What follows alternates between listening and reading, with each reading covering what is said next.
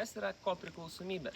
Tai yra, kai žmogus ieško santykių tam, kad kažkas jį mylėtų, jį apsaugotų arba jis jaustųsi pasirūpintas, kažkas juo pasirūpintų.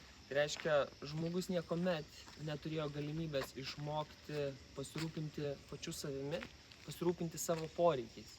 Nežino, kaip parodyti meilę savo, jis nežino, kaip supranta meilę. Lygiai taip pat jisai nesijaučia saugus vienas ir ieško žmogaus, kuris padėtų jam pasijausti saugiu.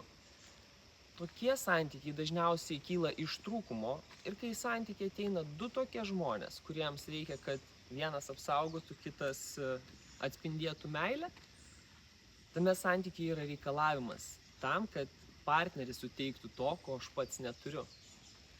Tokių santykių pasekmė dažniausiai skundai, ašaros ir bednelinimas, kad nepaėjo. Nes niekas kitas negali užpildyti tos taurės, kuri yra viduje tavęs.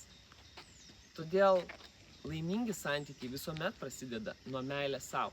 Jeigu tave domina informacija apie santykius ar saviugdą, pakomentuok ar parašyk man ir aš su tavim pasidalinsiu geriausiais turimais resursais dėl tavo augimo.